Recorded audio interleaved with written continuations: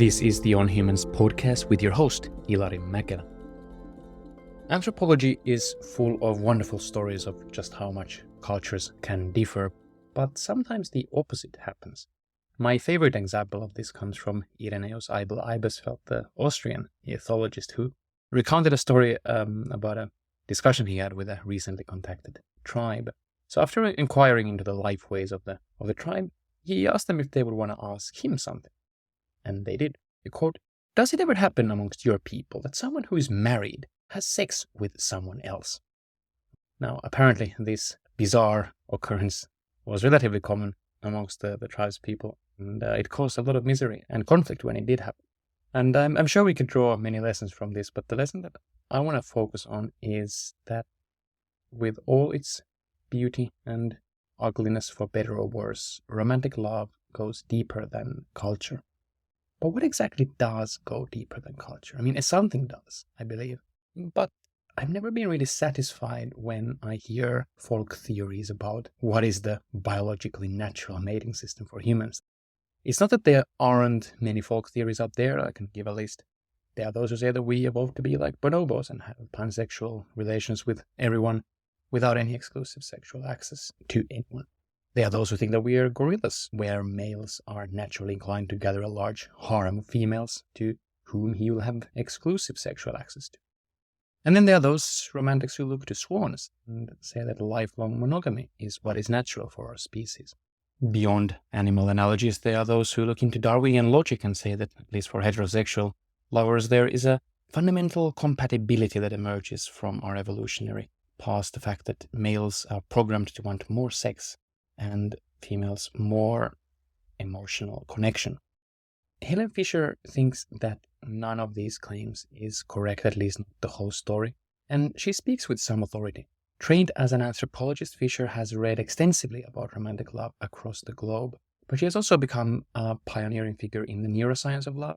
And more recently, as the chief science advisor to Match.com, she has been able to do huge studies on the American population, representative samples of the American population. It's kind of samples that normally would be completely out of reach due to financial reasons from typical psychologists. And so I invited Fisher on the podcast to discuss the nature of sex, love, and monogamy. This is one of the most wide-ranging conversations I've had, and it is the longest one. We start by discussing Fisher's theory about the so-called natural mating system for humans, which is not polygamy, but neither is it lifelong, strict monogamy. Of course, what is quote-unquote natural for us is not necessarily what people want from their individual lives, so I was also very happy to talk about Fisher's research into what makes lifelong monogamous marriages work when people do want them to work. We also discuss issues such as what happens to mating when women and not men amass large wealth in societies, and why some antidepressants might blunt feelings of romantic love. The latter topic is very important, I believe, but it's also worth noting that we are not recommending anyone to drop their medication, especially not without first consulting with their doctor. If this is a topic that you're interested in, though, for yourself or for someone close to you, and you want to have more information before talking about it with a medical professional, I have left some relevant links in the show notes. In the show notes, you will also find a full list of technical terms and names mentioned in this conversation. I hope that you enjoyed the episode. I bring to you Helen Fisher. Professor Helen Fisher, welcome to the podcast. I'm delighted to be with you. Thank you. I think it was during my undergrad years that I first encountered the claim that romantic love is hardly a human universal. It's rather the invention of 12th century European troubadours. I have to say that I kind of struggled ever taking that very seriously, but should I? When people say that this was some invention of the troubadours in the 12th century, I mean, they've never read ancient Egyptian poetry or Sumerian poetry or Arabian. Almost everywhere in the world, there's a Romeo and Juliet story. There's a famous one in China. I think it's called The Jade Goddess. I wrote about it in one of my books. And it's about a young girl from a rich, noble family who falls in love with the gardener. And he's a good at carving jade. And they run off together. And of course, this really annoys her family. And, they finally catch them. He gets away. They bury her alive in the family garden. And when you take a look around the world at the incredible amount of just basic artifacts, you would never, ever assume that this was in the 12th, started in the 12th century. What about anthropologically when people have studied romantic love around the world? Do they find it everywhere? Yes, they do. And in fact, one of the first person was Bill Jankowiak. And it was interesting. I was talking with Bill years and years ago. He ended up looking now over 200 cultures and he found evidence of romantic love in every one. But when I first met him at a conference and I was asking him about romantic love in China, and he said, no, no, no, they don't do that. And I was staggered. And then he wrote me, went back to China doing more of his ethnographic work. And apparently he asked his assistant whether the assistant had ever been in love or knew what this was about. And the assistant, I'm not sure whether the assistant started to cry. But either he or she, I can't remember the whole story, said, "Oh, yes, I mean, my partner left me. I'm bereft. I don't know what to do," et cetera, et cetera. And then Bill began to realize, "Oh, yes." And so then he did. His first big book on this was he collected data on, I think, 186 cultures. It may have been 168 cultures. It was a long time ago. And he found some evidence of romantic love in every single one. And there were various cultures where he asked, and people would say, no, no, no, we don't believe in that. And then they will say to him, well, think of it, I knew this guy a couple of years ago who hung himself, from a palm tree because his girlfriend wouldn't marry him. And so, I mean, when I started this, people really did not believe that this was a brain system. And we've been able to prove that it is a very powerful brain system that evolved millions of years ago. I've heard you say that the more you've studied the brain, the more you've thought that actually this is not love is not even an emotion, it's a drive. What do you mean by Well, I had assumed that it was an emotion, or a whole series of emotions that go from high to low and swinging this way and that, from jealousy to joy to despair to thrill, et cetera, et cetera. And so I remember where I was when I was walking through Washington Square Park, thinking to myself, "Why don't I put people in brain scanners and see if I can find the brain circuitry of this?" And I did assume at that time that it was an emotion or a series of emotions from high to low. Anyway, when we put the people in the brain scanner, my first study with my colleagues, we put 17 people into the scanner who had just fallen madly and happily in love. And as it turns out, sure, there was activity in various limbic areas orchestrated by the a part of the emotions, and certainly part of the cerebral cortex where you do your thinking and decision making. But all of these people we put in the machine showed activity in a tiny little factory near the very base of the brain called the ventral tegmental area, or VTA. And that little brain region is in the whole drive part of the brain, and it makes dopamine, produces dopamine, and then sends dopamine to many brain regions, giving you that elation, that focus, that motivation, the optimism, the intense craving of romantic love. And what you say, is it a drive? It lies right next to the hypothalamus, which orchestrates thirst and hunger. The hypothalamus and the pituitary lying right next to the ventral tegmental area, and they orchestrate a lot of the fundamental drives, including thirst and hunger. And when I first saw that, I began to realize, oh, wow, sure, there's lots of emotions involved, but it's basically a human drive, a drive that evolved millions of years ago to just make you fixate on a particular individual and stick with them at least long enough to send their DNA into tomorrow.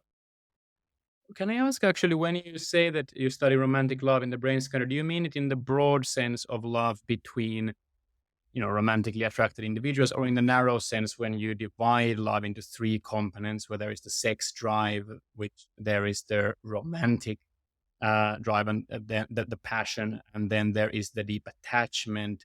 When we're talking about romantic love being associated with the VTA, do you mean it in the broad sense of having all of those three, or in the narrow sense of being the number two of those components? It's in the narrow sense, number 2. And in fact, when I would put people in the machine and I would coach them on what to think about, because you can't have any surprises in this machine. You can't have people being fearful of what's going to happen next. They got to know what they're doing. Yeah. Yeah. And It's not a nice place to be in, I have to say. no, it's not a nice place to be, and I'm claustrophobic, and I've always felt terrible sympathy, but they wanna go in the machine, they're fascinated. I mean, I would put big flyers around on various campuses around New York, and I would say, "Have you just fallen happily in love? Please help science," etcetera, etcetera. But anyway, the sex drive is predominantly orchestrated by testosterone in both men and women. Romantic love, which is the one that I initially studied, is largely orchestrated by the dopamine system in the ventral tegmental area. And the third brain system of attachment, we've located some of the basic places where that is generated.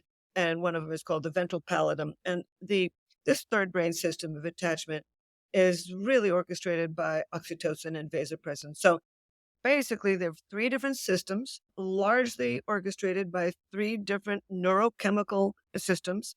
Sex drive gets you out there looking for a whole range of partners. I mean, you can have sex with somebody, without ever being in love with them.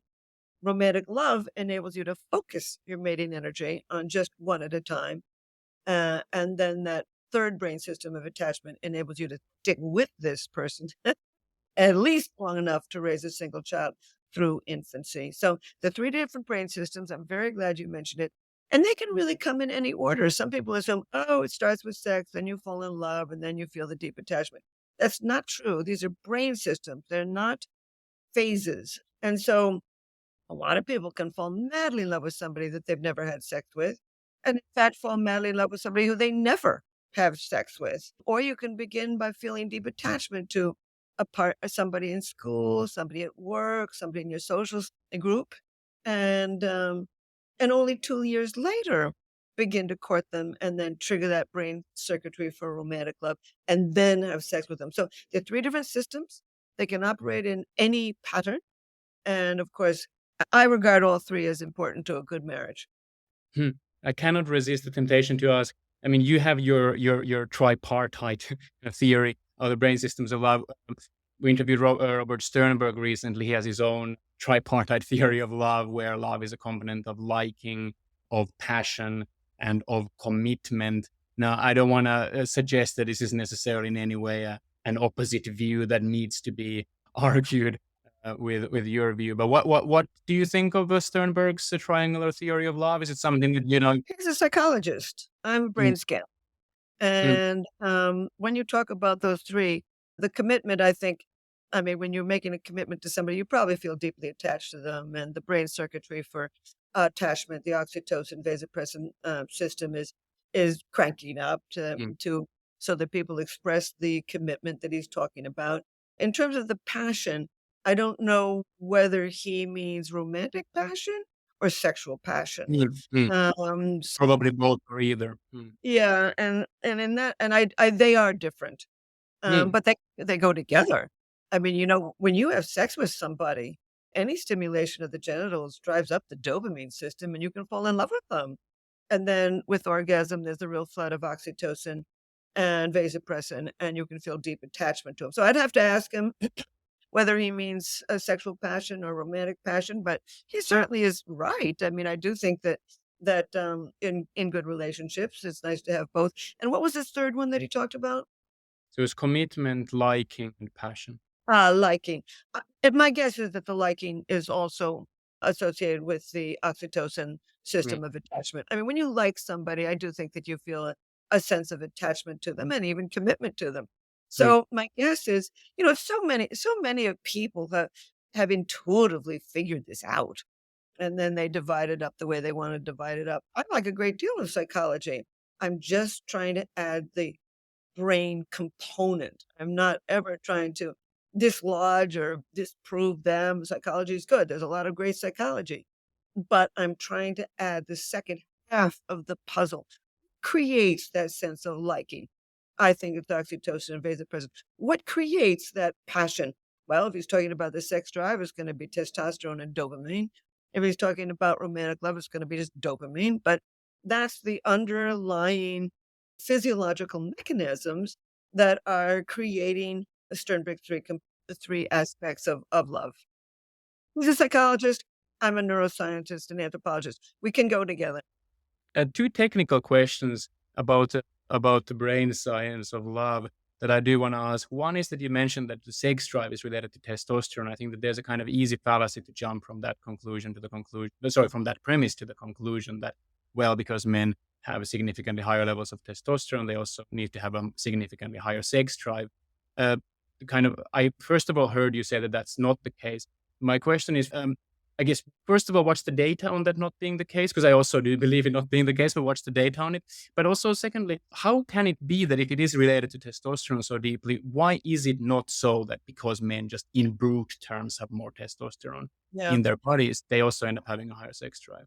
Okay. So first of all, it's not the amount of a chemical, it's the amount of receptors that receive it Uh-huh. in which parts of the brain. It's much more complicated than just levels. That's why I never say levels of dopamine, levels of serotonin, levels of testosterone. I say the activity of these chemical systems. It's easy to say levels, but that's not accurate. Women definitely do have less testosterone, but that does not mean that the activity in their neural systems is any less active. So we got it right there. Now, young people, it's very interesting. Male sex drive, I think, comes on a little sooner. What I have read, and I don't study this, but what I've Mm. read when I study other things is that male sex drive really almost peaks in their late teens, 19, 20, 21, whereas female sexuality and sex drive apparently peaks a little bit later, around age 25. Now, I could be wrong, but this is what I had read. Mm. In which case, when most psychologists are studying teenagers, they're studying people in colleges, and they're studying Yes, people in yes, I see where this colleges, is going. and they're studying 145 undergrads who are 18, 19, 20. And of course, you're going to get whatever your sample population is, you're going to get the data that says that. And then I study huge populations. I mean, I have data on 55,000 Americans, ages 18 to 71 plus. And I'll get to that in a minute. But the bottom line is, it's so interesting that, a lot of middle aged women apparently lose a lot of their interest in their husband. And that is apparently relatively standard. However, it is my prediction, and I don't recommend it, but if those women just got a different partner, their sex drive would come back. In other words, they're bored, they're with somebody who's alcoholic or emotionally abusive or too busy, or everything has become so standard, and they're bored. So you've got to take into account the environment. There's a lot of women after menopause actually become much more sexual, and they become more sexual because after menopause, with menopause, levels of estrogen are declining, and so are levels of testosterone. But the estrogen declines so much more than the testosterone that the testosterone begins to be unmasked and express itself. And you will Mm. see middle-aged women becoming more assertive, even more ambitious, a little more hair on the face, putting more weight on around the stomach, which are all testosterone related. And so you often hear about older women who are more randy and sexually active than their partners. And so you've got to take a look at the sex drive across the entire spectrum of the human lifespan. Mm. And you've got to also do it in other cultures. There are some wonderful studies of all hunter-gatherer people. And there's one study of, I think it's 96 traditional historical hunting and gathering herding societies. And scientists have done meta-analysis looking at all these Mm. cultures. They ended up finding that in over 80% of these societies or 75% of these societies, when they went in and asked men and women who was the more sexual, they agreed that women were just as sexual as men. Now, in hunting and gathering societies, women are very economically powerful. They commute to work to gather their fruits and vegetables. They come home with 60 to 80% of the evening meal very regularly, always over 50% of it. And they are regarded as sexually, socially, and economically powerful. And in those cultures, they seem to express the same degree of sexuality as men. Then we began to settle down on the farm. Men's roles became much more important, moving the rocks, felling the trees, plowing the land. taking the produce off to local markets and coming home with the equivalent of money. And women's roles became less powerful. They couldn't go off the farm and do their foraging. Their new job was having lots of babies to help them pick, weed, prune, prepare the evening meals, etc. And along with the rise of that, about 10,000 years ago, we see a whole lot of beliefs about a woman, what a woman is. She's not as sexual as men. uh, Virginity at marriage, arranged marriages. The man is the head of the household, till death do us part. And so for the last 10,000 years, we've had this belief, and Darwin had it too. He thought women were very nice and cuddly, but Mm, mm, he didn't think they were as smart as men or as business wise as men, and probably not as sexual. And mm, so you've got to take so many things into account before you can, with any kind of confidence, say that men are more sexual. And so, as you know, I'm chief science advisor to the dating site Match.com. And every year, I don't deal with their site, I deal with their science. And every single year, I do. So this is like my 12th year. I'm going to go down to Dallas next week, actually, and discuss it with them. But every mm. year, I and my colleagues create about 200 questions. And we do not poll the matched members. It's a national representative sample of singles based on the US Census. We collect data on 5,000 plus people around the country: Black, white, Asian, Latino, gay, straight, rural, suburban, urban, everywhere, and every sexual orientation. And as it turns out, men fall in love faster than women do. They fall in love more often than women do. When men meets a woman that he is in love with, he introduces her to friends and family sooner. Men are 2.5 times more likely to kill themselves when a relationship is over. But one thing that I found, now, men are more interested in one night stands than women are. And so that's another thing when people say, oh, well, that's because men want to just screw around. So I asked men and women in this Singles in America dating study, why do you do a one night stand?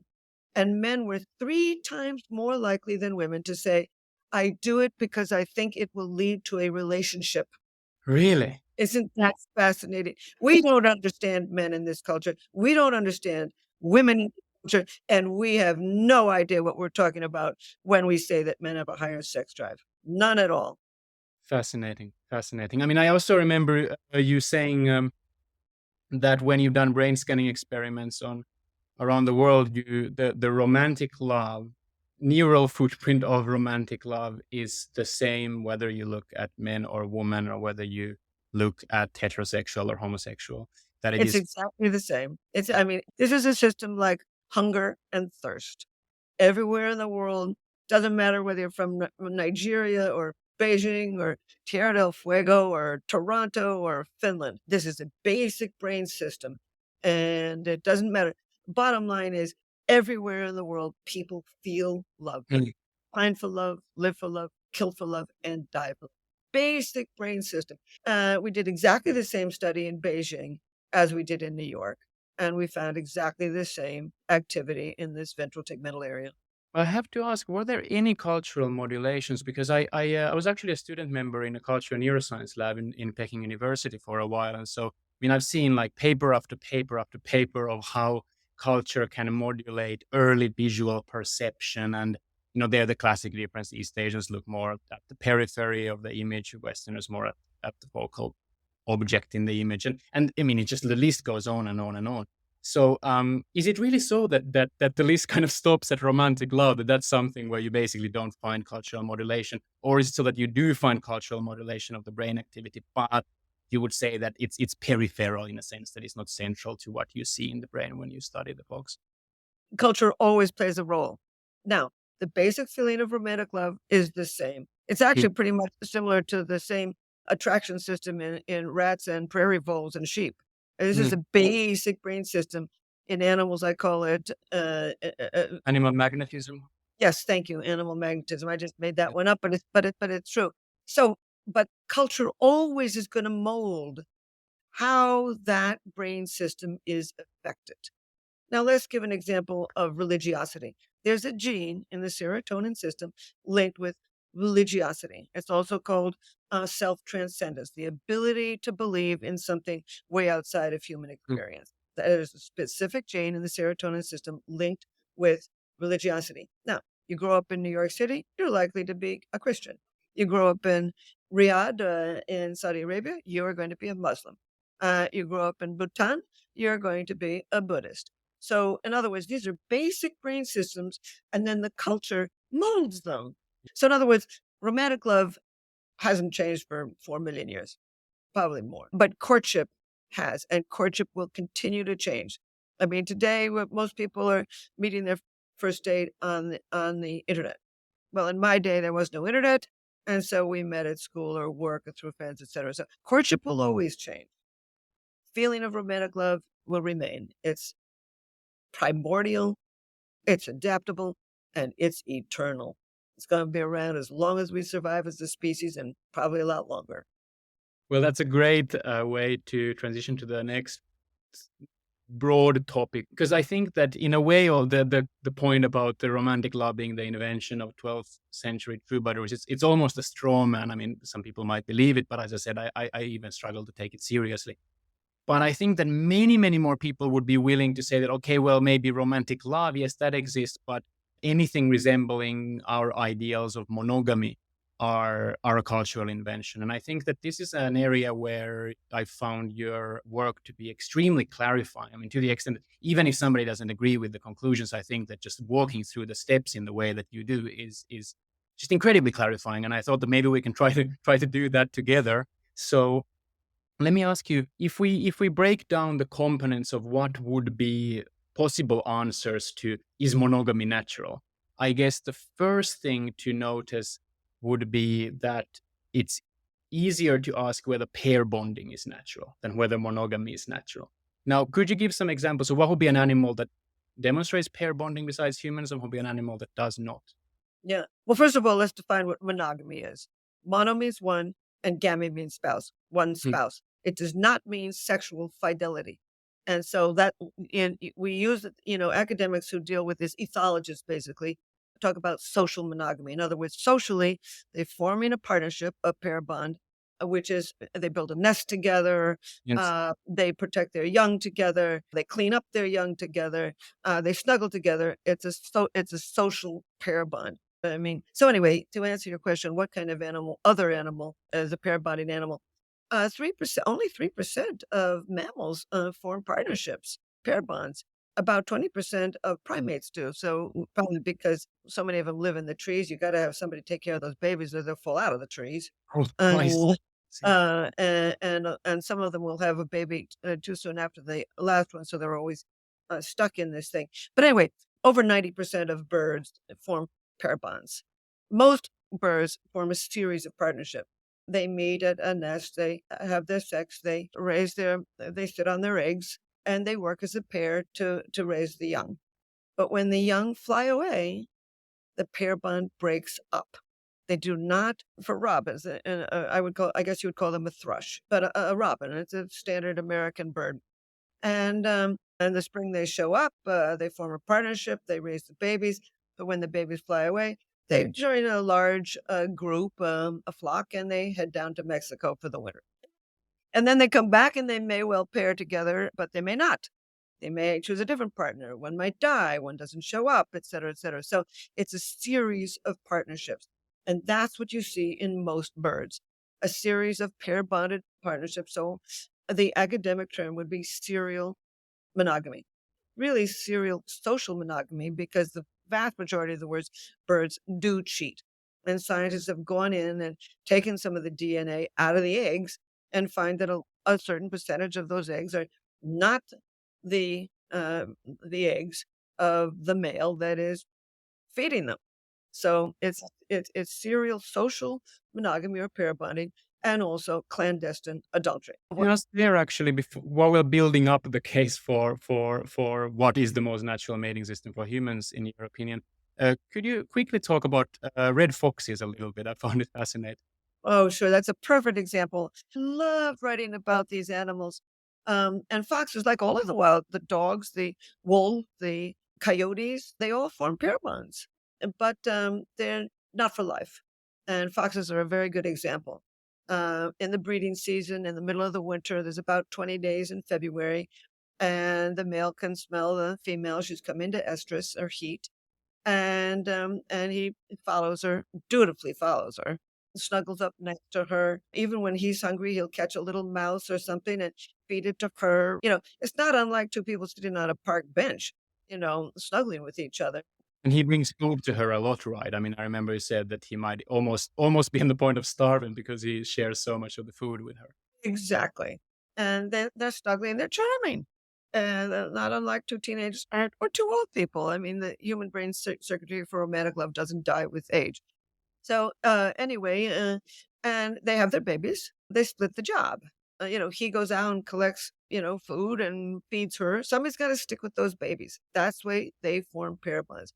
You see pair bonding in species where a female cannot raise her babies by herself. That's the main key to why animals form long-term or short-term partnerships. Because now, for example, a female mouse has very thick milk, and so she can feed those babies herself. The babies conk out from all of this rich milk.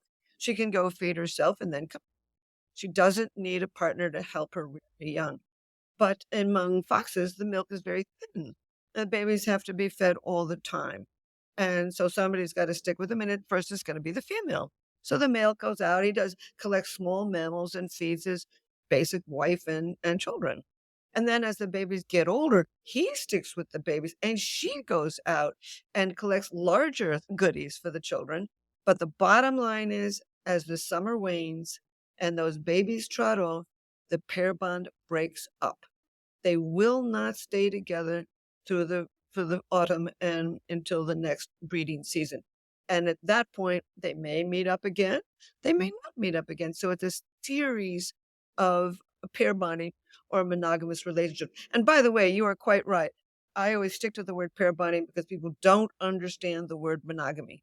They assume it's fidelity and they assume it's lifelong. No ethologist makes those two assumptions. So let's take stock. I mean, first of all, the whole discussion we had about romantic love just demonstrates that we are not like chimpanzees, nor are we like bonobos, who Right. have a lot of wonderful characteristics, but don't seem to have these long-term relations. Yeah. They have a lot of sex and they have a great sex drive, but there doesn't seem to be these long-term relationships around it.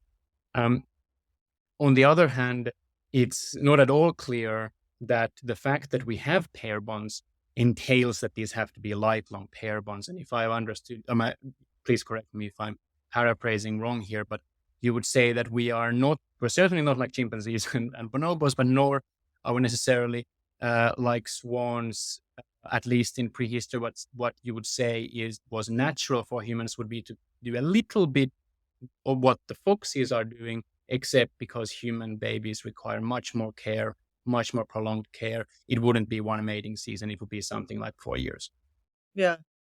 I was really wondering why we divorce. That's what, I had written a whole book on why we bother to pair up at all. And, I trace that back to the coming down out of the trees, the evolution of standing on 2 feet to carry sticks and stones and food back to a central location where you could eat unmolested by predators. Evolution of carrying and walking. I didn't see how a female could have carried sticks and stones and protected herself in the very open environment. She needed a partner to help her at least while she was carrying a child. 4 million years ago, a woman's carrying around very dangerous open grasslands with the equivalent of carrying in her arms instead of on her back, the equivalent of a 20-pound bowling ball. Well, how are you going to protect yourself? So we went over what I call a monogamy threshold, where it became essential for females and suitable for males. And we evolved the long-term brain circuitry for romantic love and attachment. So then I began to think to myself, now, hang on here. Why is it that you fall madly in love, you move in together, you meld your families, your natal families, you build a lot of friends. Why do we divorce? I mean, why do we do it? So I decided I would look at divorce around the world. And I went to the demographic yearbooks of the United Nations, and they, from 1947 to 2011, data on marriage and divorce. And what I found in 80 cultures around the world is three things. People tend to divorce in their middle 20s, about age 25, 26, maybe gotten a little later now. What was it? And the big thing is with one child. People with no children divorce a lot. People with one child really divorce quite a bit. Hmm. And then the more children you have, the less like you are to divorce. But this was very standard to see a large number. I can't remember the data right now. It's in my book, Anatomy of Love, but I haven't talked about this. What's nice about you is we're really talking about something that I've cared about forever, and most people don't ask me. They're interested in the family and the pandemic and all that, which is perfectly fine. I've got a lot of data on it. But the bottom line is this was very special to me.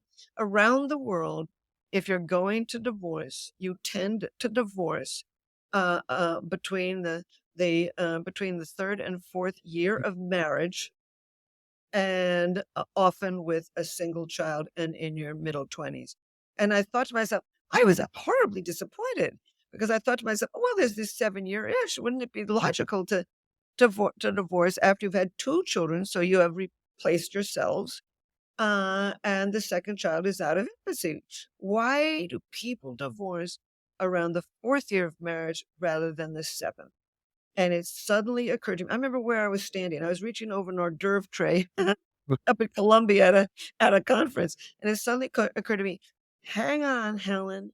Maybe we were originally built, predisposed millions of years ago to form a partnership and stay together only through the infancy of one child Yes. rather than two. Like the foxes.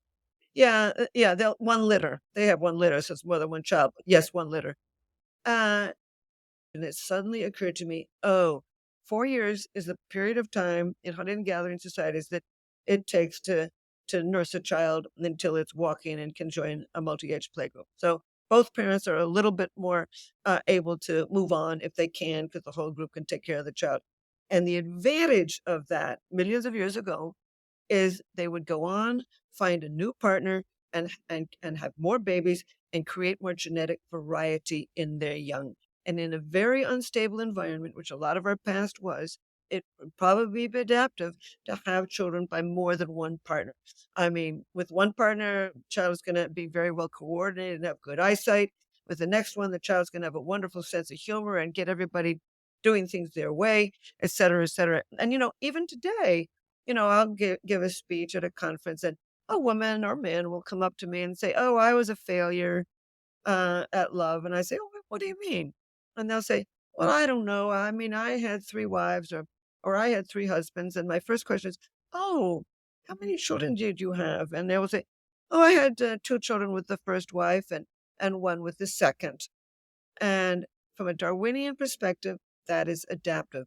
This concept of serial partnerships for millions of years would have enabled our forebears to create more genetic variety in their lineage, leaving in people today this predisposition for restlessness and long partnerships. One theme, though, that is important is to distinguish between what is good from the macro Darwinian perspective to the individual, and what is good for the individual within their actual for their happiness, for the things that they desire for. And I think that one of the sad things is that I don't know if the divorce pattern in hunter-gatherer communities today is exactly this kind of a predictable, after 4 years they probably break up. But what I do remember from looking at some of the stats is that divorce is very common there.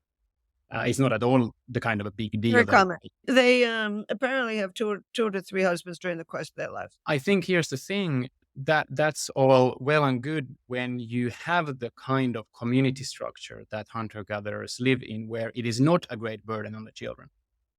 And I think that one of the kind of tragedies of modernity is that we have created a situation where, some of the reasons that lifelong bonding has become socially the norm are the uglier ones that you already hinted at when talking about how agriculture made women less powerful, made women more the property of men, etc. But there is also, like, from a very modern contemporary perspective, it just isn't as easy to break up and have kids not notice it in a sad way than it is in a hunter-gathering community where the cooperative childcare is the norm. The uncles and the aunties are there, and probably the mom and the dad are still there. And okay, now they're not together.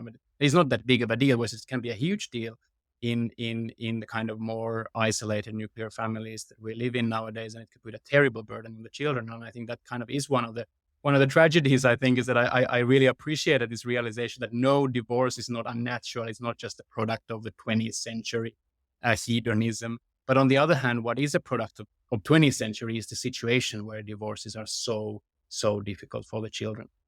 Well, first of all, it's difficult for everybody. It's not just the children, but difficult for everybody. And I just want to say, I'm not in the good bad business.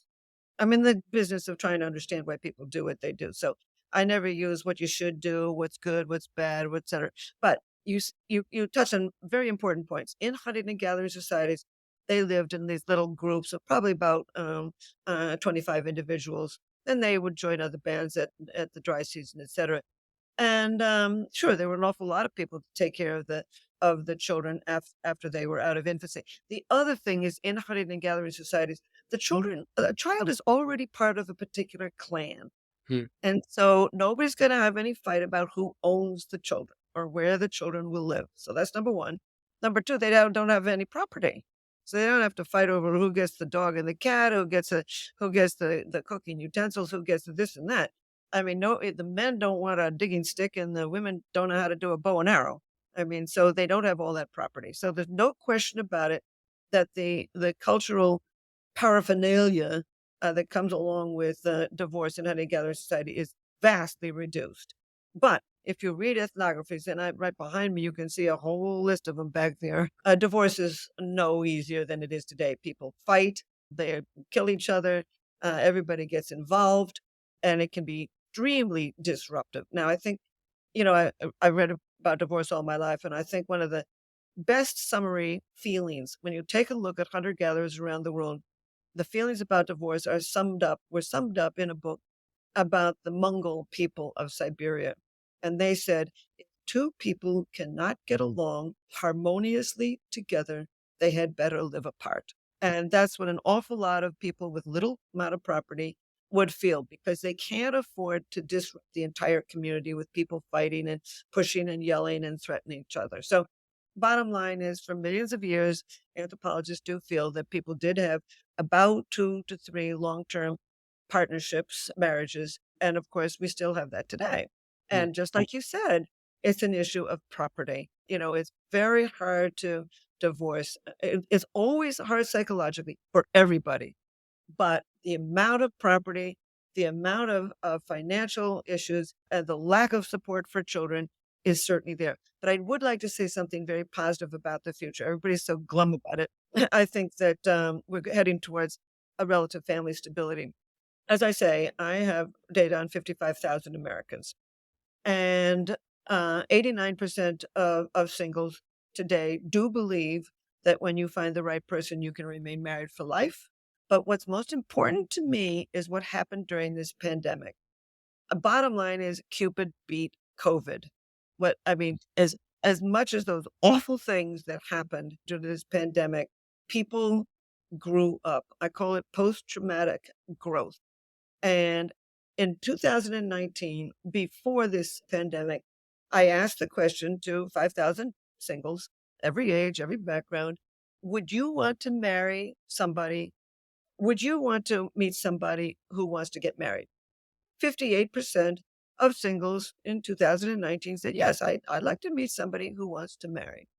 In 2021, as the pandemic was winding down, I asked the same question. Would you like to meet somebody who wants to marry? And this time, rather than 58% saying yes, 76% said yes. Hmm. You can't lock up people for 2 years and let them out and think they're the same. Bad boys are out. Bad girls are out.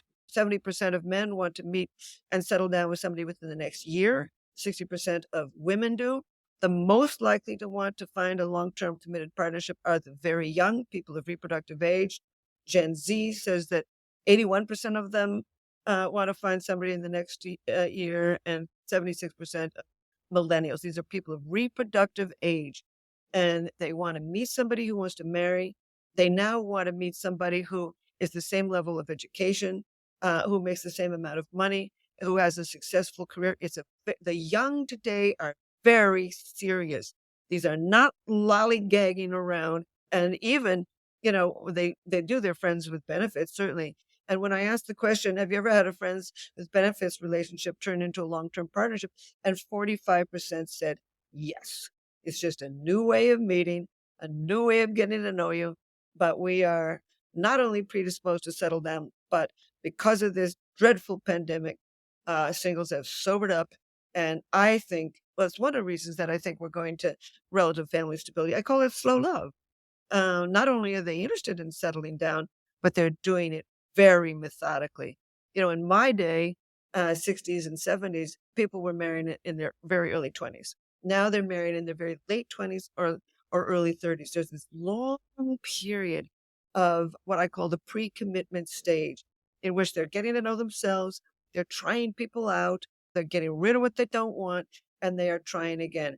And there's a great deal of data, not only in the demographic yearbooks of the United Nations, but in a study of 3,000 Americans, that the later you marry, the more likely you are to stay married.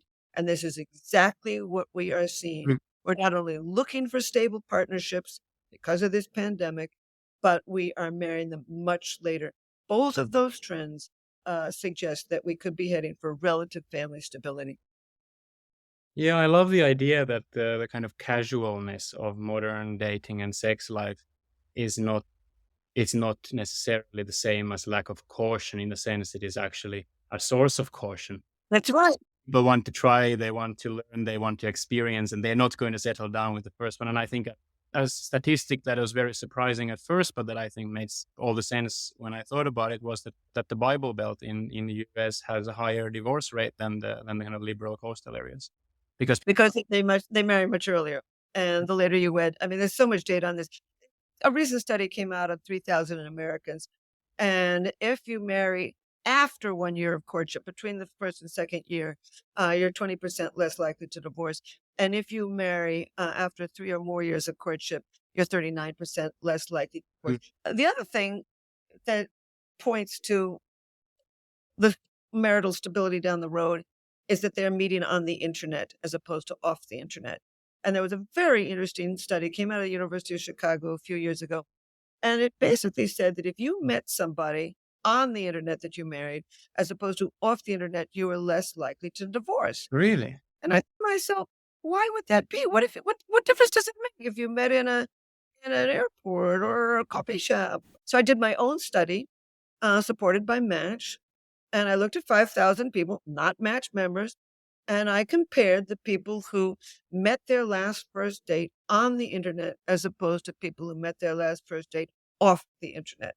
And as it turns out, people who met on the internet as opposed to off the internet are more likely to want a committed long-term partnership. And what's important about that is today, 40% of singles met their last first date on the internet. Only 25% met through a friend, less than 10% met in a bar, etc. So not only are we marrying much later, which I call slow love, which is going to lead towards family stability, but we're also meeting on the internet, which is leading to family stability.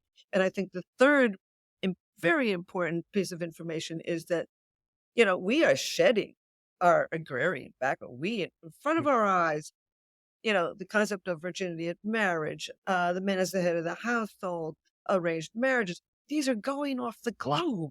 They're going. We're seeing the huge trend. By the way, the most modern trend is affecting love is not technology. That's just the newest way to do the same old thing. What's really new is that women are piling back into the job market and becoming better educated and they can now be picky and marry later mm, and marry for companionship instead of money. So it's those three things: meeting people on the internet, slow love, marrying later, and women becoming, fully employed and companions in partnerships. I think they're all going to lead to relative family stability. you're right that there is probably no single tool in human history that wreaked such havoc between women and men or stimulated so many changes in human patterns of sex and love as the plough. You read my stuff. I mean, the plough has started getting a lot of bad rap recently, and for good reasons. I mean, I think so. As I've understood it, is that if you if you do agriculture, especially if you do it with a plow, it requires a lot of upper body strength, which is the main sex difference between men and women when it comes to physical capacity. Is upper body strength that is linked to testosterone in puberty, and that with the emergence of plow emerges the reliance on men, on the women rely on their husbands, and therefore divorce becomes basically impossible, because where are you gonna? I mean, you need a new husband immediately because you're not going to be using that plow yourself. And so you say that that's actually the origins of how we went from, well, marriage is great, pair bonding is great, but you can have a few partners in life, to the idea of till death do us part. Well done. Very, very well done. I mean, the bottom line is, man and woman lives on a farm. Well, you can't walk out. You can't cut the cow in half and take it with you. You can't take half the wheat field with you. You stick it out. You have to stick it out. It's pretty much like gibbons, primates. They live in the trees and they form lifelong partnerships. And they do that because they live in the trees of Indonesia, and they live in little territories where there's a certain number of fruit trees.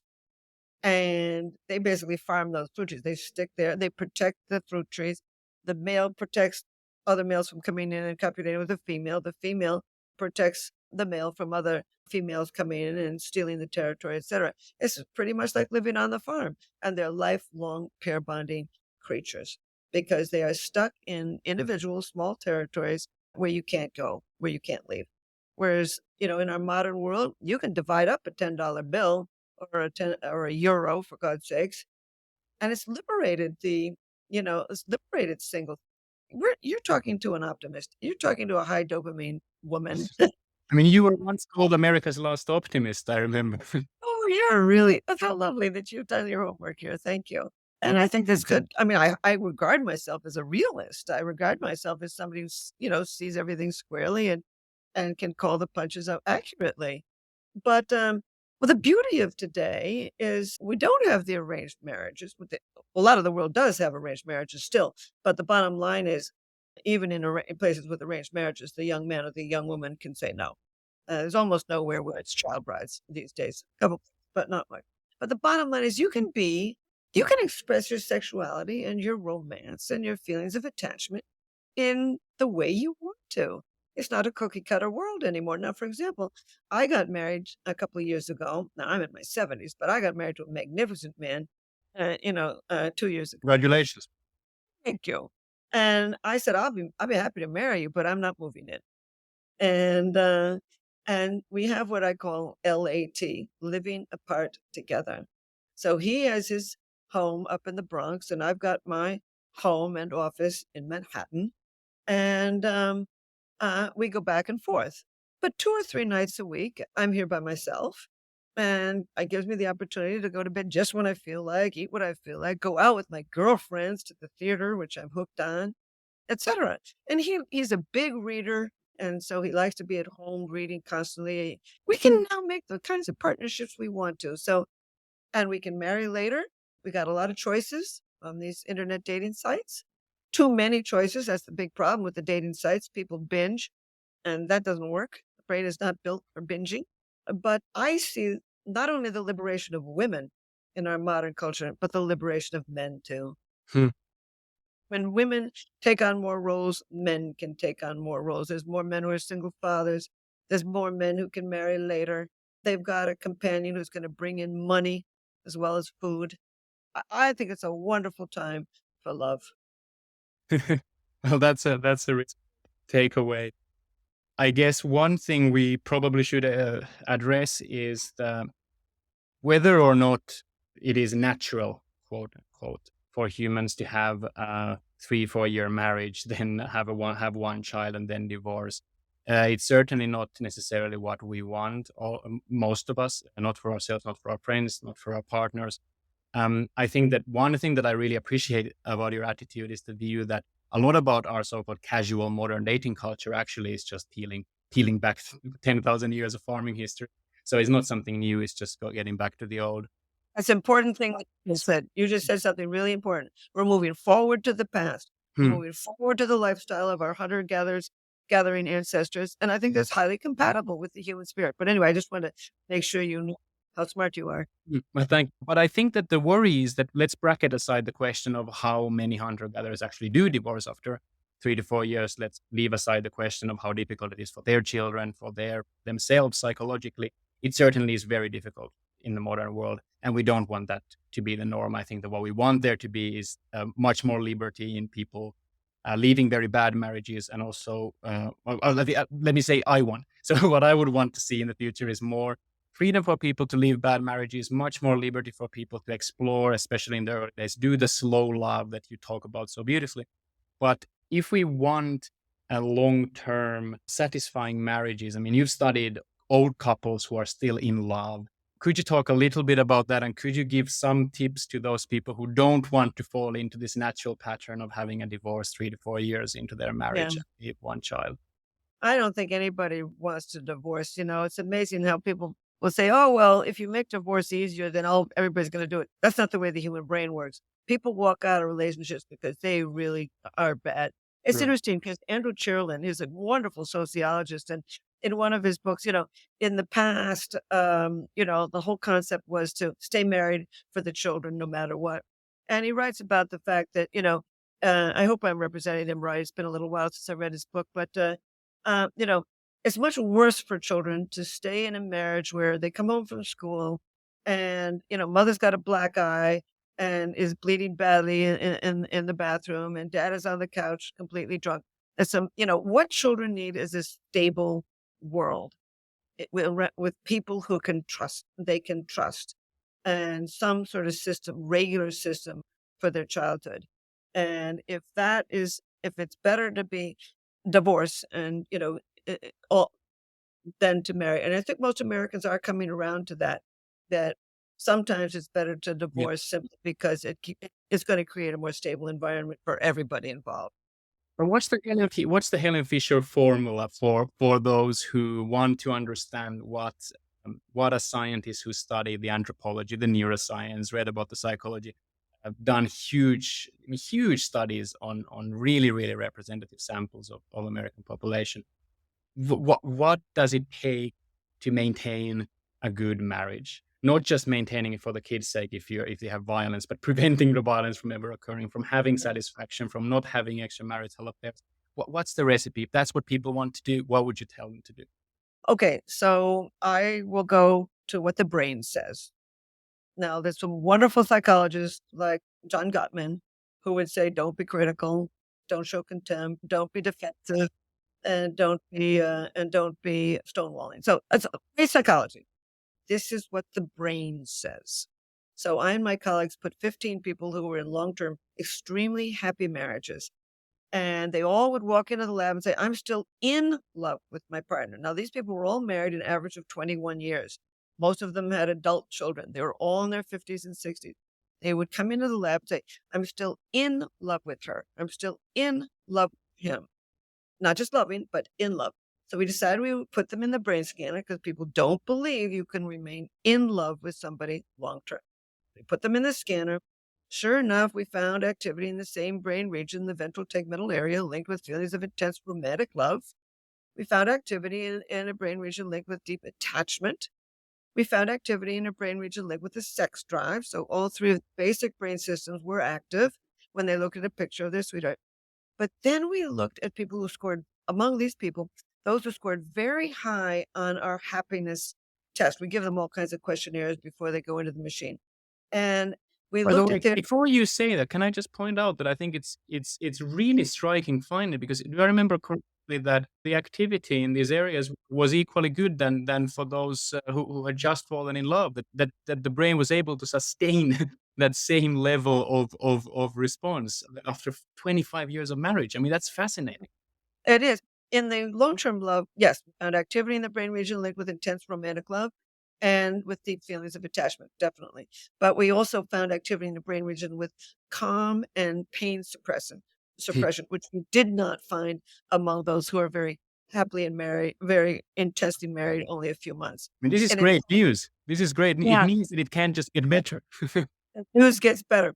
Because we took a look at those who were very happy, because you give a whole lot of questionnaires before you put somebody in a brain scanner. I mean, this is an enormous operation. And Those who were long-term married and extremely happily married, still madly in love, deeply attached, sex drive was cranking along. We found activity in 3 brain regions among these long-term happy marriage. A brain region linked with empathy, a brain region linked with controlling your own stress and your own Mm. emotion, and a brain region linked with what I call positive illusions, the ability to overlook what you don't like about somebody and focus on what you do. Mm. So you asked me what makes a long-term happy marriage from the neural perspective. I would say express empathy daily, control your own stress and your own emotions daily, overlook what you don't like and focus on what you do daily. Those 3. And I would also, in my case, I would think you should also keep all 3 of these basic brain systems, sex drive, romantic love, and attachment, cooking along. And to maintain the sex drive, have sex. People say, well, I don't have time. Well, you got enough time to go out for dinner with friends on Saturday night. You got enough time to get your hair done or get your work done. You have time for sex. Make time for sex. Even if you schedule it. Scheduling it can be sort of fun because then you can joke about it beforehand. Mm. Uh, And you said that I've heard you say that it's good for the body. I mean, that it's actually. Very good for the body. Very good for body. When you have sex with somebody, any stimulation in the genitals drives up the dopamine system, can give you feelings of renewed romantic love. With orgasm, there's a real flood of oxytocin linked with feelings of attachment, and androgens go up. Testosterone goes up. So if you have sex, you're going to want more sex as these people get out of the habit of having sex, and so it declines. So have sex regularly. So that's also having sex with your partner increases the endorphins for pain relief. The pain threshold goes up 10%. You get glowing skin. You look better. What if your partner doesn't want? Well, now you got a problem. That's one of the big problems in therapy. Mm. Is one person wants it more than others. There's no question about that. But if everybody does want it and you're having it regularly, it also boosts the immune system, good for heart rate and respiration and blood pressure, promotes sleep, gets oxygen to the brain, elevates mood, and it's certainly good for the muscles and everything. So, have sex, number 1. Well, first of all, express some, have sex. Keep that sex drive going. Keep man love going. And you do that with novelty, novelty, novelty. Do new things with the partner. Now, you don't have to swing from chandeliers. Take your bicycles out to dinner. Go to a different place in the summer vacation. Read a new book together. Cook something different. Learn to dance. Novelty, novelty, novelty drives up the dopamine system and can give you feelings of intense romantic. This is why vacations are so exciting. I Mm. mean, I don't know about you, but it's hard to even figure out how you turn on a shower in some of these hotels. And as you're trying to turn on the shower, it's novel. Dopamine is going up. You're beginning to focus. And, and certainly also you want to boost the oxytocin and vasopressin. You want to keep that attachment going. And in order to keep the attachment going, stay in touch. Kissing drives up oxytocin. Walking arm in arm. Get rid of the 2 separate chairs in the living room and sit together on the couch. Hold hands when you walk down the street. Figure out how to lie in each other's arms at night or come home from work and lie down holding each other for half an hour and talk about work or whatever, instead of sitting across the lobby from each other, for God's sake. So basically, it's those 6 things. Empathy, controlling your own stress and your own emotions, overlook the negative, focus on the positive, positive illusions, keep the sex drive going, novelty, novelty, novelty, driving up dopamine, and stay in touch for attachment. And there's one more that really interests me. Mm. Wonderful study that showed that when you say nice things to your partner, it it's helpful for their cholesterol, their cortisol, and their blood pressure, but it's also good for yours. So I think the number 7 of all these things is say nice things to your partner. There's one thing that I do have to ask when it comes to long-term relationships and maintaining them, which is the possible links between antidepressants and long-term love. Could you quickly give your, 2-minute elevator pitch on your take on the matter? and any tips that you have for people who are on SSRI medications at the moment or are considering them. Yeah, I really think that there's some people who need these medications to get out of bed and not kill themselves or somebody else. So I'm not saying that they're bad for everybody all the time, but I wrote a big academic paper on this and the impact that they can have. And what SSRIs do, not SNRIs, not serotonin and norepinephrine, but solid serotonin, Prozac, Paxil, Lexapro. They drive up the serotonin system in the brain. And what they do with when you take a lot of it is they numb the emotions.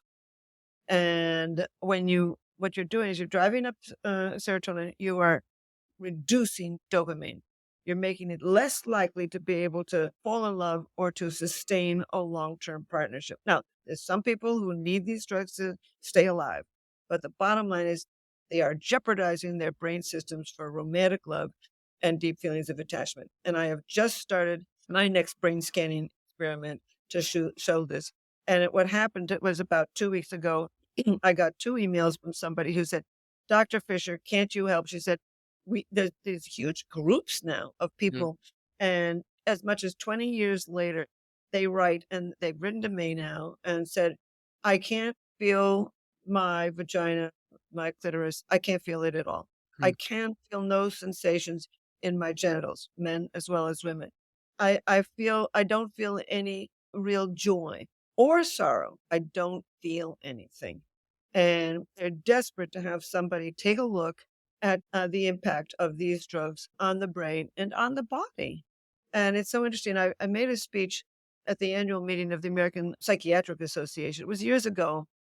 I was talking about this, and then the New York Times printed something about it, and they printed the story of a doctor, an MD, who had heard my lecture from Texas. And he wrote in, he said, I'm a person who does suffer chemically from real depression. And I love my wife and I love my children. And I started taking one of these drugs. And I woke up one morning a few weeks later and I realized I don't love my wife. I don't love I don't like anything about any of this.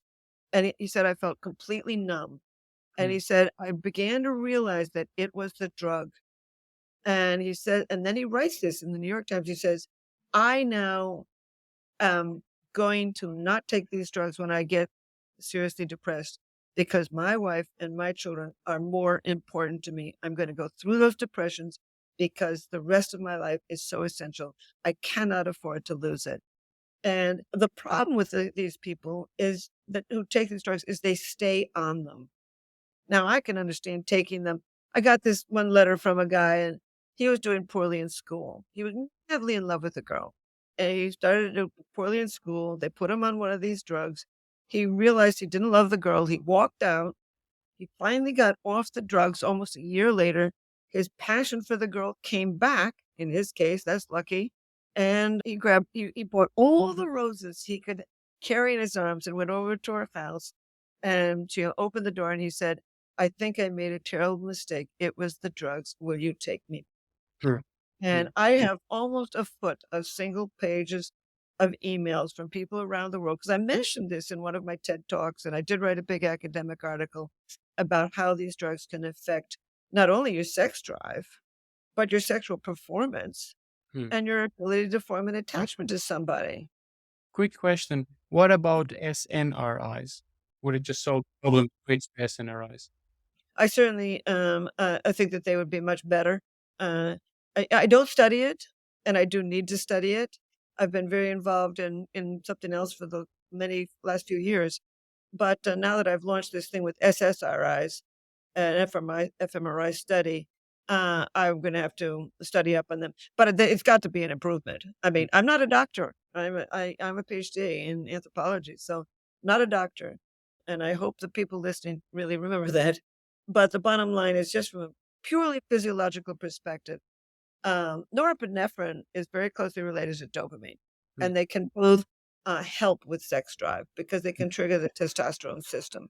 Even quicker question. How uncontroversial is the link between serotonin and dopamine, this inverse relationship? It's in all the medical textbooks. Mm. It has nothing to do with Helen Fisher. I just read it. I've never Mm. studied it myself. mm. I just read it in Uh, medical textbook, and then I read a huge amount about SSRIs. I have huge folders of it, and it makes you calm. That's why people take it. Makes you calm because it's driving up serotonin. And mm. then you read carefully, and I read one article and it said it disrupts exploratory behavior. You're less curious. I mean, it just sounds to me like even without knowing much about the brain, if you're depressed, you don't necessarily want to get rid of your dopamine system that's working properly. Some people need calm. They just need the calm, and they need the calm to sort out the problems without being, I mean, some people will take Wellbutrin instead, which drives up the dopamine system and does not affect the serotonin system. And some people get on the serotonin for a while and they will say, this really worked for me. I was able to put my life back together and I finally got off it. And now I'm happily married. So it's going to be different for different people. But I would just at least have doctors say to the patients, look, there are studies, and just have them read my article for God's sakes, so that these people at least know what they're getting into. And some of them will say, I don't care. I don't want to fall in love. I need to be numb. I need to get through this stage in my life because of some horrible thing that's happened to me. I'll get off these drugs and get back, to myself at a later date. And that's that you don't have to make these decisions, but you need to be informed. And what horrified me was 2 weeks ago when I got 2 letters from this woman saying, you've got to do something because I'm part of a group, and there's these groups all over apparently of people who took these drugs years ago and the numbness never left. They don't feel. Hmm. Hmm. Hmm. And I wrote my academic article with a psychiatrist called Andy Thompson. And he once said to me, he said, I know somebody's really in trouble when they come into my office, they're on these serotonin boosters, and they don't cry when their mother died. Hmm. I now know they're taking too much of this drug. Hmm. Hmm. Hmm. Well, that's one of the claims that I most hope is not true because it's I mean the amount of people on these drugs nowadays is just, It's huge. It is absolutely huge. and they're not informed about this. No, they're not informed because doctors, I don't know, a lot of doctors aren't even familiar with the brain system for romantic love and Hmm. attachment. Well, we can end this somewhat sad caveat, which has a lot of hope because at least if there's more information, there's more to be done. Before we end, I would like to return a little bit to the more anthropological, evolutionary anthropological side of things. I mean, I don't think that we can have really a discussion about anthropology of love without going through a little bit of the kind of variation in human communities around love. So we talked about how romantic love, we find it everywhere. You find it everywhere where you look. Talked about how we probably have the wrong picture if we assume that everybody everywhere is in a lifelong monogamous relationship. Most people don't even understand the term monogamy. It's much more complicated. We've heard your theory about serial monogamy with a little bit of adultery on the side being probably the most natural prehistorically to humans.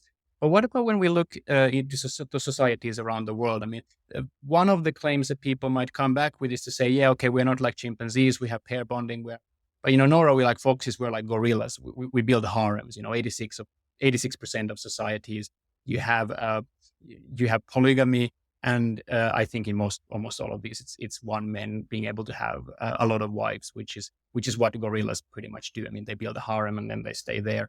You don't regard that as the most as the best model. I mean, you don't regard gorillas as the best model for what is natural for human love. So I think that just returning once more to that topic that we started with, what is the data on different mating systems around the world, monogamy, polygamy, etc., and how do you interpret, for example, this gorilla challenge, if we may call Right. it that? Okay. First of all, 86% of world cultures do permit a man to have several wives. But when you look carefully at it, only about 5 to 10% of men actually succeed in having more than one wife.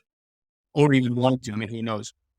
Yeah, yeah, you gotta have a lot of chickens, a lot of goats, a lot of cows, a lot of fruit trees, a lot of land, a lot of power in order to have more than one woman share your bed.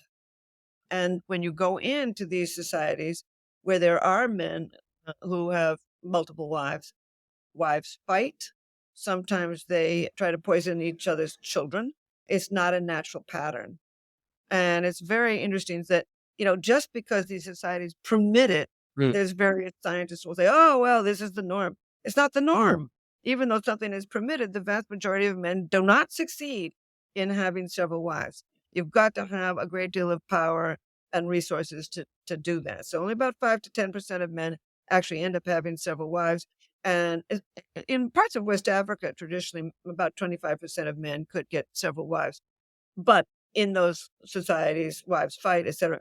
And a perfect example occurred to me. I was traveling in the highlands of New Guinea, and in the most beat up van, I went with a former boyfriend, and we were picked up. In fact, on that was a tiny little plane flying over the highlands, and there were 6 of us on the plane. And one guy got in; he was painted all yellow, and was carrying his bow and arrow, and a 6-foot plant.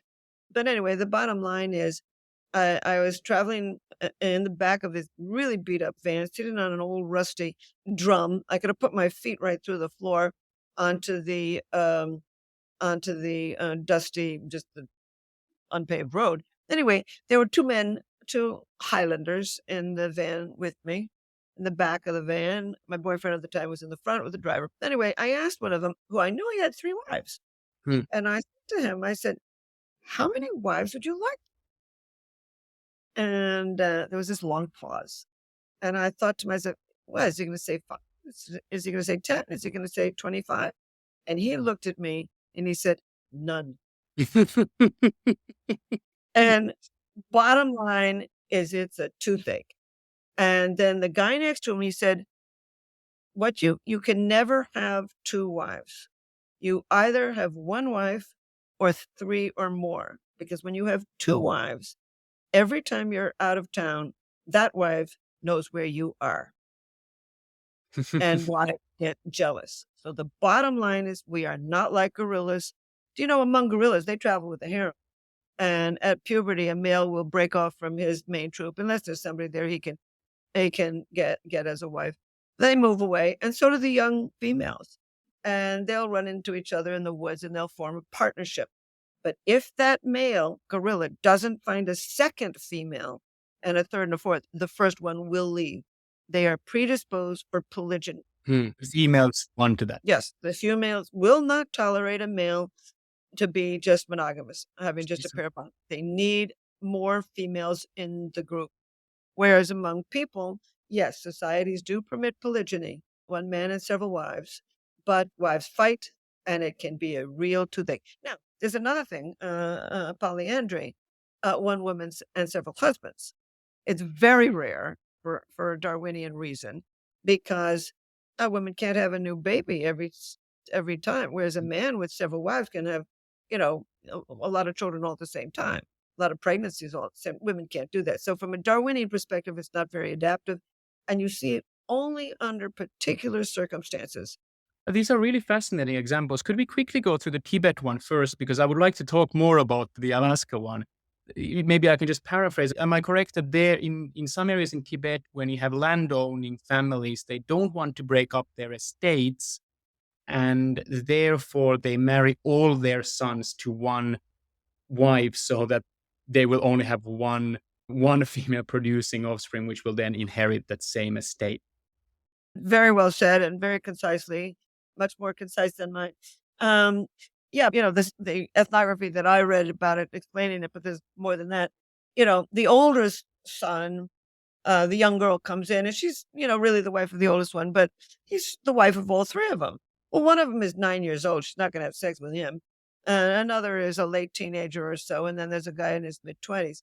But yes, they all marry the same woman, because the plots of land are so small that if all 3 sons were to take a wife and Mm, divide up the land, nobody could even mm, grow a tomato. mm, Too little. So what happens in these things is they all have one social wife, but the younger sons will have, women in the village that they have family with, but they don't inherit. So that's a reason for polyandry. On the Northwest coast, of Southern Alaska, it's a very different reason, and maybe you wanna say it better than I can. Well, I mean, what I remember is that there you have this situation where the men typically do the hunting and the fishing. I think it was fishing mainly. But it's almost like a blue collar, white collar job division where the men produce the basic goods, but the women have taken the role of the traders. The white collar workers who are That's right. who are trading these goods, therefore amass more status and wealth. And there you end up seeing them just having more husbands because that's what you can get when you have status and money. Is that a fair description? It's a perfect description. Yeah, because the men can be gone fishing for quite a long time, and then they come back, they've got all these goods, and there's a classic a photograph of a woman sitting in the back of the boat, these long boats that all the men are doing the rowing with all kinds of they do a lot of hunting too, by the way, and so they're trading skins, they're trading oil, they're trading blubber, they're trading all kinds of things, and it's the woman who's the Mm, trader, and they mhm. can get very rich. And there's a lot of people on the planet that would rather share a wife who is rich than marry somebody very poor and living a different environmental life. So, yes. But you do have to have extreme circumstances for polyandry. And you do have to have a whole lot of resources if you're going to collect a lot of wives. So, if you were to go around the world counting heads, how many people are in this teepee, in this tenement, in this lodge, in this da da da? The vast majority of both men and women on Earth have one partner at a time. They may have several partners during their life, serial monogamy, but one partner at a time. One of the questions I most wanted to ask is, what would be, in your opinion, I mean, you read, and as I said, an incredible amount of these ethnographies of love.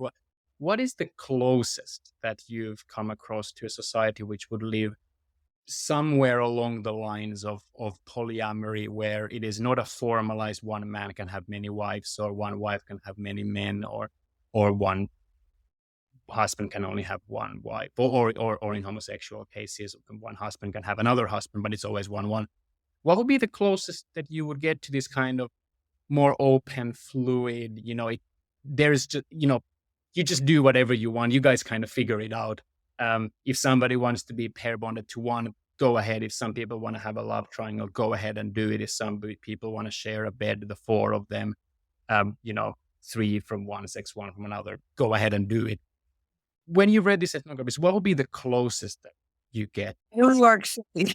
New York City. What about in traditional societies? Great answer, of course, but what about in traditional? Well, in up the Amazon, there are some societies that have what they call partible paternity. And in those societies, a woman has one social husband. But they actually believe that in order to get pregnant, she needs the seed of lots of different men. And so it's absolutely common for her to have sex with a lot of different men. And sorry, where do you find this? In west of the Amazon River. Mm, mm, mm. And I don't study partible paternity, but it's always fascinated me.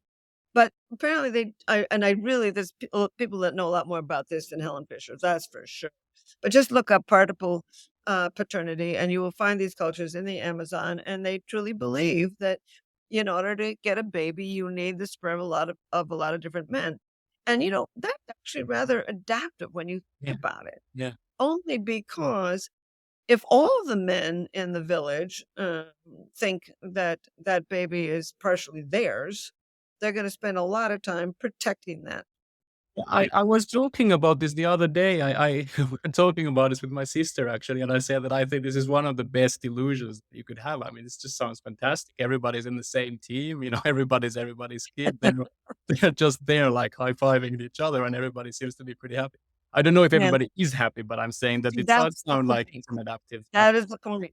And I've always been tempted. I got to read more about partible paternity because the bottom line is, jealousy is human.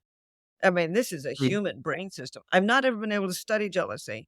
I'd like to study jealousy, but anything that you feel has some sort of, something in the brain. So there is some sorts of patterns to jealousy, and all kinds of other animals are jealous too. So the bottom line is, here is where a cultural practice has to supersede a natural human predisposition. Mm. Culture is very powerful. I mean, we got people who are basically predisposed to be adulterous settle down on a farm for 10,000 years. I mean,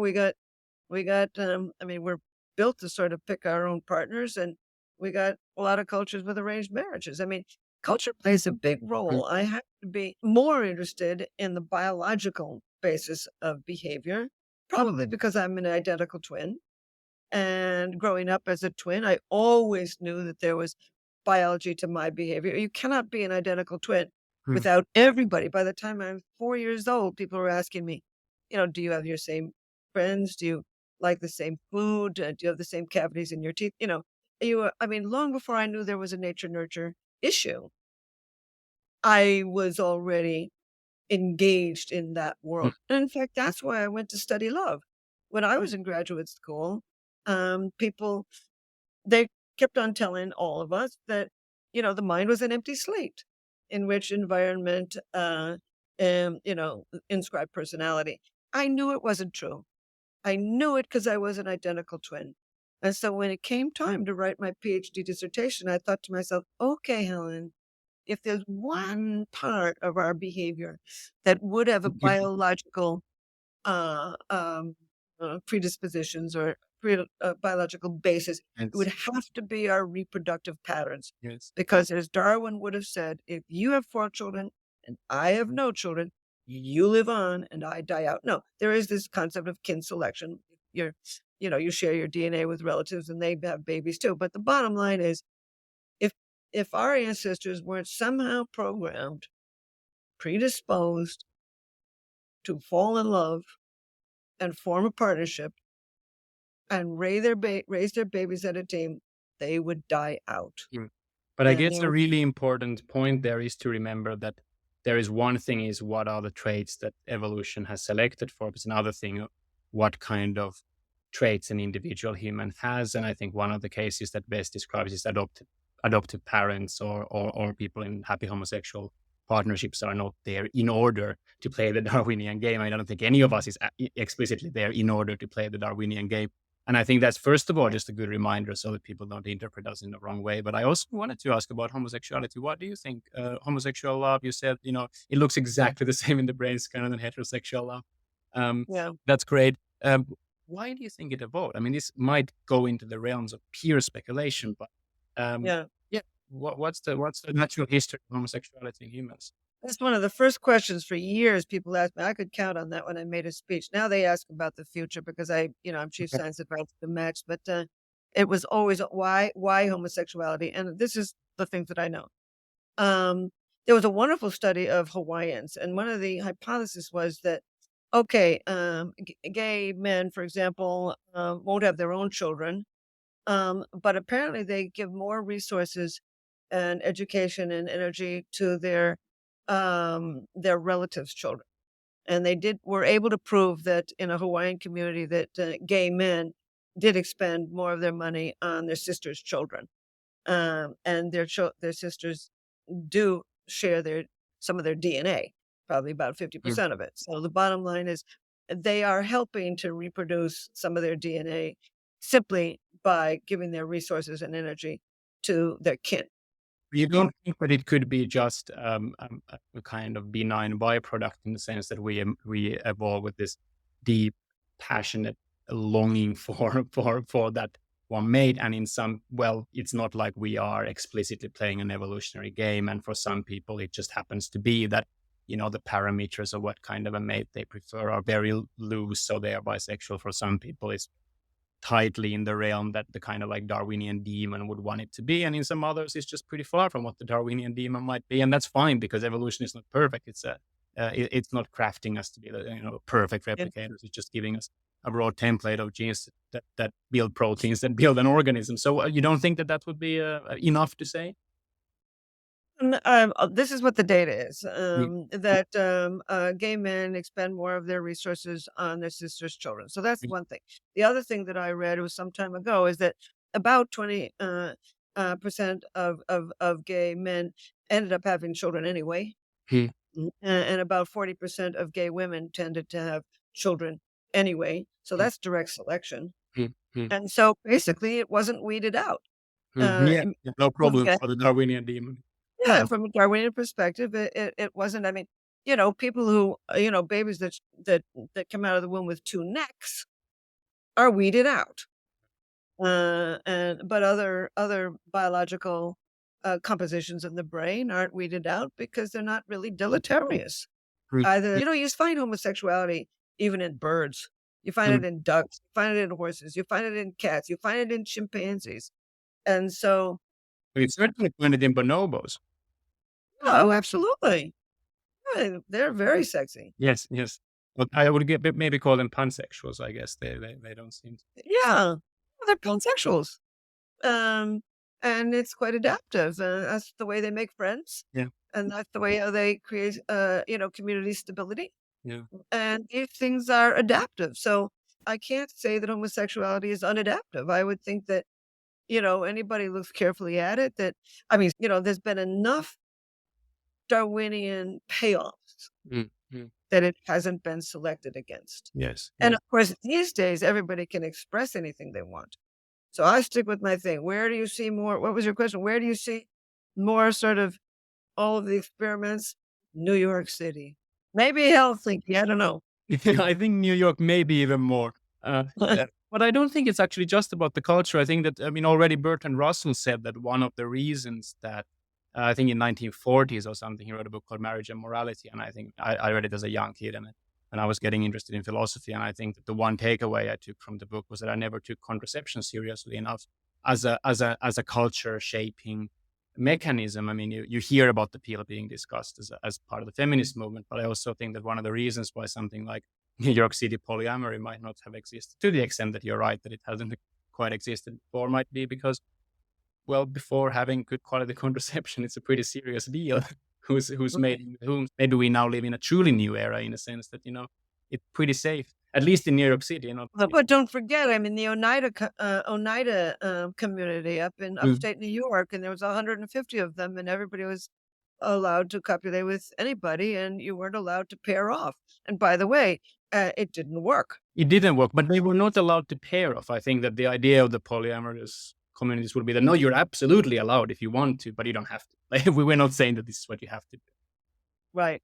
Well, we're at a time when people can do a lot of experimenting, but even in a world with all of these experimenting, people fall in love, they form partnerships, they raise their babies as a team. It will survive as long as we survive as a species. We are built to love. Well, that's a wonderful place to start into a close. Is there anything that you would have wanted to discuss that we haven't had time yet? Well, you're absolutely incredible. No, and I really should go on with some other things in my day, but you're charming and absolutely fascinating. And it's beautiful to see a person who's really done the reading. That's lovely. I haven't had a conversation like this, maybe since Krista Tippett, but she didn't get into it the way you did. Well, thank you so much. That means a lot. That means a lot. Thank you so much. I have one final question, which I like to ask all guests. After a long career of studying the human animal, what do you think has changed most in your thinking about, us, about what kind of animals are we? Hmm. I'm sure lots of things. I mean, I lie in bed and I think to myself, what do I believe today that I won't believe in 5 years? I'm always wondering, is this crazy? But, um, but one thing that happened to me recently, you know, I've I intellectually understand romantic love and attachment, not only the brain circuitry, but around the world, the evolution of it. Written 6 books on it. Written a great deal out now, most recently on personality. But I never wanted to marry.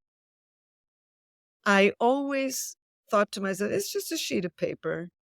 I've always sort of slept with my sneakers on, thought to myself, well, it's easy to get out if things are not and I've always had a very long-term relationship with one man over 20 years, and then another for about 20 years. But I never wanted to marry them. And I always had this idea that a marriage license should be like a driver's license with an expiration date. And that way, if you didn't like your partner, you didn't have to fight about anything. It was just going to naturally expire. Did like your partner, it would keep you on a daily level of keeping it going. And it was about a year ago. And I had done a study of this on my Singles in America study at Match. And I asked people, would you like to have a marriage license like a driver's license? I'm astonished that almost nobody said yes. I thought to myself, well, why is this? So anyway, I was doing a piece of television. It was about a year ago. And then my new husband and I went out for dinner. And we were sitting there in a little Mexican dump restaurant, delicious food. And I was telling him about the fact that, during this TV interview, I had talked about a marriage license like a driver's license. And he looked at me and said, do you still believe that? And at that moment, I said, no, I don't believe it. What was I thinking? And I finally, intellectually, I've always understood the sex drive. I've always understood romantic love. And I've always intellectually understood profoundly deep attachment. And now I finally understand that too. Not only intellectually, but emotionally. That's something that changed. I look at men's wedding rings, particularly men's wedding rings, and I feel a sense of cosmic understanding of them that I never would have had. Professor Helen Fisher, thank you very much. Thank you. And thank you for sticking with us until the very end of this conversation. If you enjoyed it, please consider sharing it with a friend. You can either share it with them directly or just mention next time you met that you heard something they might enjoy. If you have any thoughts about this episode, other episodes, things that we should cover in the future, things that I might have screwed up, things that you want to hear more about, or just want to say hi, please feel free to drop me a line. You can do it either via the podcast website or sending me an email to makela.ilari@outlook.com. It's always a pleasure to hear from listeners. But that's all for now. Until next time, take care.